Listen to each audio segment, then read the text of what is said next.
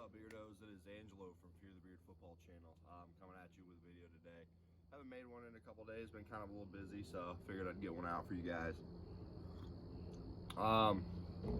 Today, not really gonna be talking about any of the upcoming games, really. Just kind of going over, and I've been realizing this season, I made some predictions and everything, and kind of just getting into some of the things that I've talked about that I've predicted that I've kind of been wrong about right now. And one of the main things was Cam Newton and the Patriots, and I wanted to kind of talk about that. I went back and kind of watched some of their games. I didn't get to watch really the first Miami games really good. Like, I'd catch like bits and pieces of it, but like I was working. So but then I was able to watch the Sunday night game against the Seahawks and the Patriots, and I'll tell you what, man, for the most part, I was wrong so far. For the first 2 weeks, I've been wrong, and Bill Belichick has made this work. The offensive line has looked a lot better than it was than it was last year, and it's the same guys. So I don't know what's changed, but they've definitely gotten better this past off season. That's definitely something I can't argue with right there. The defense. Bill Belichick is one of the greatest defensive coaches in the world. I didn't think that they were going to be screwed on defense. I just thought that it wasn't. That was their strong point and what kept them in ball games last year, and they didn't have that same defense. So I figured that was going to take a step back. So if that took a step back, so were the Patriots. But they've put together and formed a group. And one thing I've noticed about Bill Belichick, and this is a trend with the great coaches, is they get better as the year goes along. My only concern for New England, though, is Cam going to be healthy?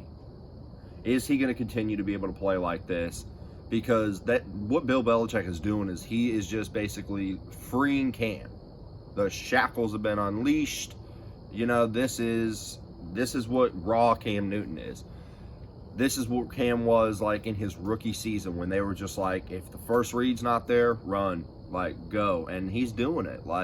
I don't know how long that's going to last for. I don't really know, if he can sustain that for a whole season. He is post 30, so that's my general concern so far with what's going on with the Patriots long term for this season. But as of right now, as it stands, I was wrong. This has worked.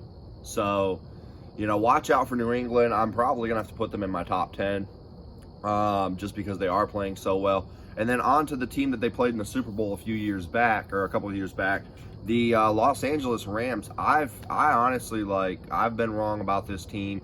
They played very well in the first game, and then they played very well against the Eagles. Now, I don't know if that's just because the Eagles aren't playing up to snuff. Not 100% sure, but I got to give credit where credit's due. And a lot of it, I think, has to do with Sean McVay. And this season has shown me so far in the first 2 weeks that Sean McVay is as great of a coach as people are talking about. We saw the fall off last year of 9-7. And I think it's just because he went into the season believing that Todd Gurley was okay. Sorry about that, guys. Believing that Todd Gurley was okay. But then, as the year progressed, we really realized how not okay he was. Wow, I got the hiccups this morning really bad, so dang. Anyway, but yeah, so now we definitely saw that he wasn't really 100%. I don't know if he's going to be better this year, but on to the Rams. They are better than what I've advertised. I just think that Sean McVay makes Goff work. Okay, I'm never going to sit there and say that Jared Goff is an elite quarterback. I don't think he is. I truly don't believe that he is an elite quarterback. But they like each other. And that's honestly, that's half the battle right there. I mean, you cannot like somebody, and it's very, in football, it's all, there's so many different things that goes into football, man. It's very hard to explain. It's talent, effort. You got to be able to get along with your coworkers and stuff like that. And a relationship like that worked. Bill Belichick and Tom Brady are the exact opposite. I mean, they liked each other for years, but the relationship soured. And I kind of feel like that was a little bit of the turmoil from last season with why, they went 12-4 last year, but they just were. It was a very different 12-4, and with the Patriots, you know, before it was almost a very easy 5 to 6 wins a year, because I'm not saying that the rest of the the AFC East teams were trash, but when you have like, you know, this presence over your division, it's very like the Patriots kind of cast a shadow over the rest of the teams, and I feel like a lot of that, because you just kind of went into the season kind of knowing already, like, well, hey, we're competing for second at this point, and you know that does a little bit to your psyche. But no, like, to be honest, the Rams are good. Like, I was wrong. I was completely wrong. I felt like, you know, that this team was like, they had spent all this money, got all these guys, and now they've had to strip it down. And it's shown us, to me, it's shown me that Sean McVay is one of the better coaches, and he's here for the long term. So, you know, I think that from here on out, you've got to put the Rams in that discussion every time. You know, but like, I don't like to dog on myself too much, because I think I'm the best fucking thing since sliced bread. So one thing I want to say that I was right about is, you know, well, you know, I mean, like I said that this team had like a chance to do whatever, but the Carolina Panthers, I didn't think they were going to come out and look so hot. Now, I did say that they had a chance to go like 9-7, but you know, Christian McCaffrey's out. That's definitely going to hurt them. There's no, like, over the next, and they're going to take the full 6 weeks. I'm not even going to say 4 to 6 weeks. This is a team that's like, I love my Panthers. I love my Panthers to death. But this is a team that, you know, like, they're very confusing. You know, you go on ahead and you spend all of your draft capital on, you know, defensive guys, which we needed that. And then you go on ahead and get guys like, you know, Tahir Whitehead. You know, we're drafting, I mean, we've ended up picking up a lot of like veterans who we're trying to fill holes. So it's like, are we trying to compete? Are we trying not to compete? Like, what's really going on here? And you know, but we've just seen that like a lot of these the veteran presence, I believe, that was brought in are people that fit to the scheme that Matt Rule coaches, so they can kind of instruct people on how to play in this system.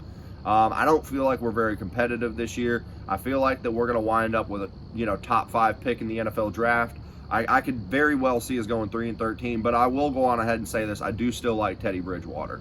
For people out there that are saying that Teddy Bridgewater is not a good quarterback, he, you know, like, he's played 2 games with us. He didn't have a legitimate offseason. You know, yes, he threw 2 interceptions last game, but, you know, the Tampa Bay Buccaneers had a top 10 defense last year, if you guys don't remember that. And, I mean, they still do have Tom Brady as well, plus all those new additions. I feel like for a team that definitely should have blew us out the water, we played very, very good. I've seen a lot of his, like, you know, throws. Now, there's some of them that are just not on par, you know, but I truly believe that, like, you know, as time goes on and as he gets used to the system, he's going to make better passes. Do I believe that he's someone that can take us to the promised land and win a Super Bowl? I don't think that he can will us there, but I mean, under the right circumstances, if we can put together a good team, he's somebody that can just drive, you know, put the car in cruise control and drive us, you know, where we need to go. Like, but I'm not saying that he's going to will us to victory. He's not like a Patty Mahomes, you know what I mean? Like, he's a game manager. I believe he's a, you know, slightly better Alex Smith. And you can win with Alex Smith. Kansas City Chiefs proved that. The 49ers proved that in his last 2 years with them. You can win with Alex Smith. So I believe you can win with Teddy Two Gloves.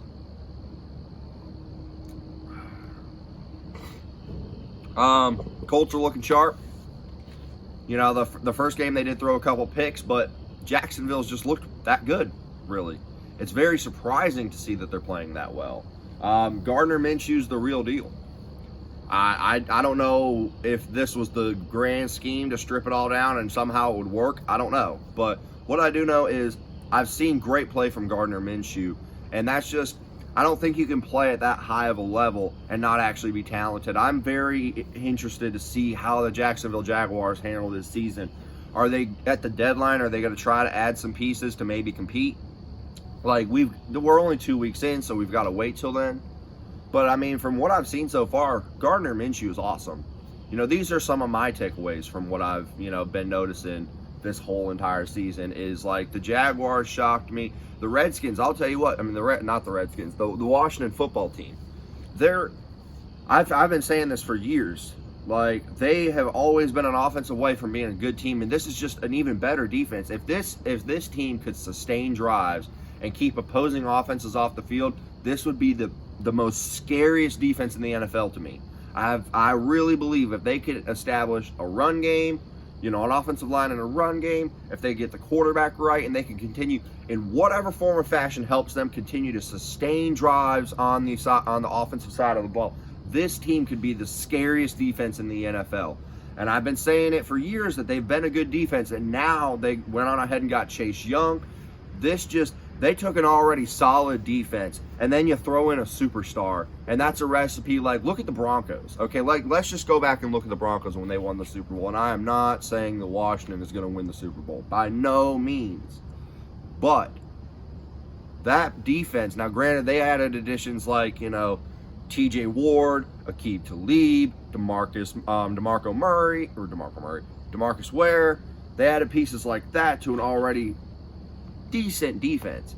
But they had a key piece in there with Von Miller that they had drafted, and I'm telling you, man, if you already got a good defense and you have that key piece, your Von Miller, your Chase Young, it works. I mean, like, look at the Chargers. Okay, right now they're doing this. They've got Joey Bosa now. They're not 100% healthy, but they were already a solid defense. And then they added Joey Bosa, and this defense is just a lot better. They're consistently going to be a top 15 defense solely because of Joey Bosa. He's that good. Melvin Ingram's been playing awesome. But let's dial it right back to the Redskins. This is going to be a team where if they hit on Dwayne Haskins, which I don't think they will, I've watched him. I don't like his decision making. I mean, and he's just got to show me more, but maybe he's just playing on that bad of an offensive line or whatever. I don't know. But I do know that if they can hit on something, if they can find a quarterback that can sustain drives, or if they can find a very good running back, or if they can build a good offensive line, if they can do one of those three things, they need one bright spot on that offense in one of those three categories. And this is going to be a team that's going to be able to compete in the NFC East and in the NFC in general, because they've got a very, very good defense. They just need to keep them off the field more.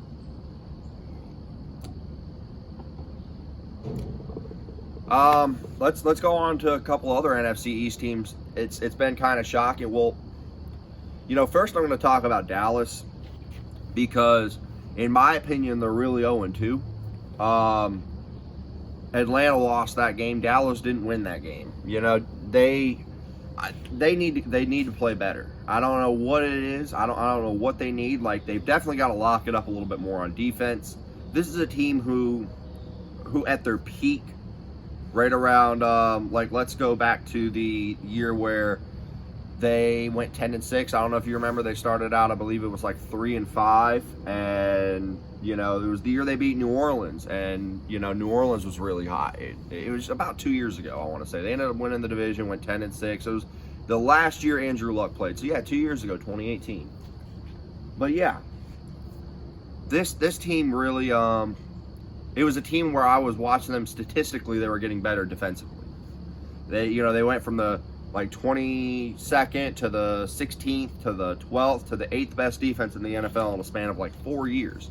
They are continuously getting better, and they've now regressed and gone backwards year after year after year. And their strength is that offensive line and the run game. They have a very dangerous receiving core, but for some reason, it just doesn't work. I don't know why.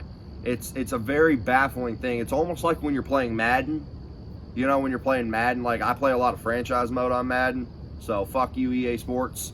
Anyway, but it's like when you're playing Madden and, like you're a 12-year-old kid and you're, trading and grabbing all these pieces and all these 99 guys or whatever and all the high 90 players, and then you go and simulate the season and don't even watch it, and then when it comes to the time to the playoffs, your team's 8-8 and you're like, what the heck? Now, I'm not saying that Dallas is loaded with these with these guys. That's not what I'm saying. But what I am saying is that they have a team. The team that they have could very well be a playoff caliber team.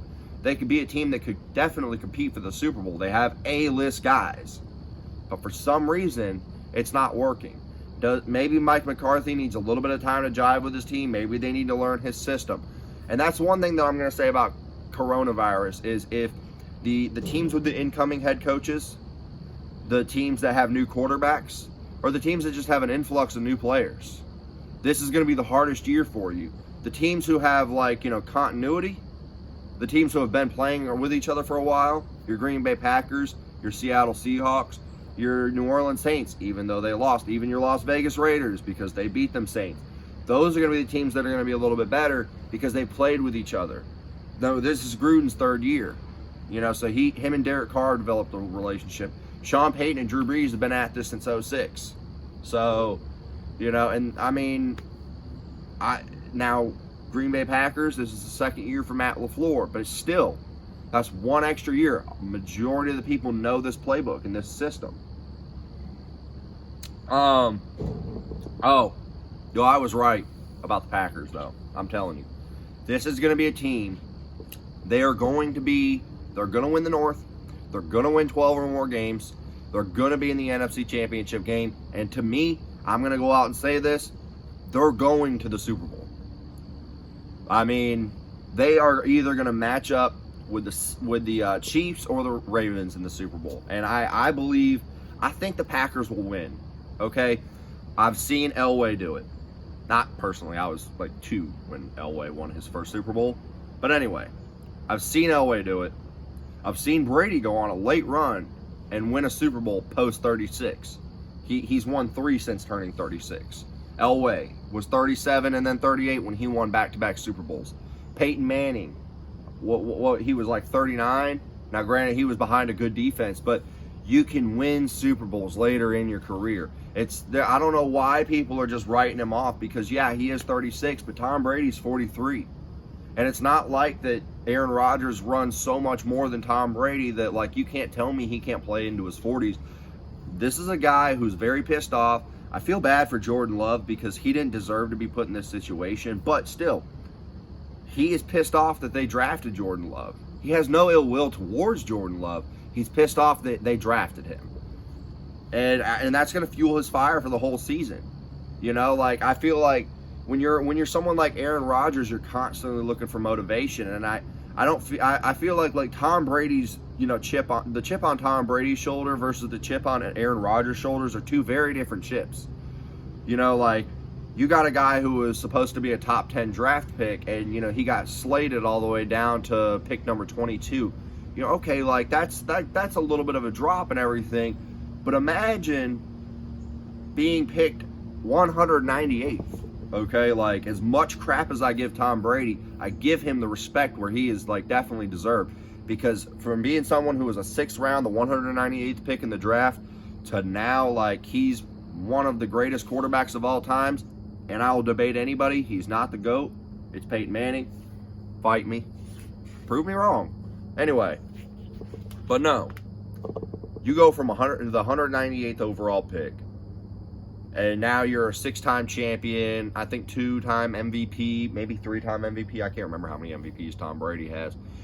So there's the difference. Like it stings a little bit more to be drafted in the 6th round. Like I understand you probably wanted to be a top 10 guy, but you still got drafted in the 1st round. But I feel like, so what I'm getting at is when you're someone like Aaron Rodgers, who is a 1st-round draft pick, an MVP, one of the greatest quarterbacks to play in the history of the game, it's very hard to find things to motivate you.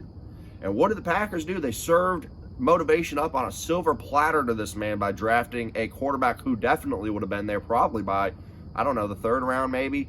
Jordan Love was getting a lot of hype, so he probably would have got drafted in the 2nd round, but I still believe that they could have waited for the 2nd round and still drafted Jordan Love, but they chose to trade up into that, 26 overall pick to go on ahead and get him. Like, that's a whole lot different. Like, Aaron Rodgers fell to the Packers. Jordan Love, they traded up to get him. So, that's motivation if I've never seen it before. Another takeaway that I'd like to get to is the New York Giants. Daniel Jones is looking pretty good. I watched him play. It was the first game of the season that they played.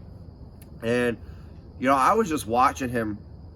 And he looked a lot like Peyton Manning on the line. Now, you know, like I'm not gonna say that he's the next Peyton Manning, but the man went to Duke. You know, Peyton Manning, we know, like, I live around the area. I'm like 20 minutes away from Duke. So it's like the man's always on, Peyton Manning was always on Duke's campus. So Daniel Jones got to learn a little bit from this. And you know what, guys? Like, I'm a little bit more sold on Daniel Jones than I was in the offseason. I've watched him play. I like how I think he's a very smart quarterback. Like, I've been seeing him read defenses and stuff like that. And that's going to be something that's going to, like, if he can continue to have that, and like he ends up putting in the game prep that Peyton Manning had, Daniel Jones is going to be here for a while. Now, I don't think that he's going to necessarily be somebody who's going to, like, you know, be elite, but I feel like he's going to be someone that can just, you know, like, is someone that can be a starting quarterback for years and years to come. You know, kind of like, I don't know. I don't even know a guy to really kind of compare him to, really, but that's my take on him. I think he would be a glorified Ryan Fitzpatrick, not a journeyman. You know, I believe he'll be the Giants quarterback for the long term. But like how Ryan Fitzpatrick has like continued to have sustainability in the NFL, and he's continued to have a job, albeit sometimes it's a backup, sometimes he's a starter. But I feel like Daniel Jones will be a glorified version of Ryan Fitzpatrick, where he'll always be a starting quarterback for the Giants, but there's going to be times where you think that maybe they should move on. Anyway, that's going to wrap up my video today, guys. I just kind of wanted to give you my little insight of kind of takeaways that I've seen for the first couple of weeks. Really hope you enjoyed this video. I can't wait to put another one out for you guys. I hope you guys have a great week and enjoy week 3 in the NFL. Stay Rona free.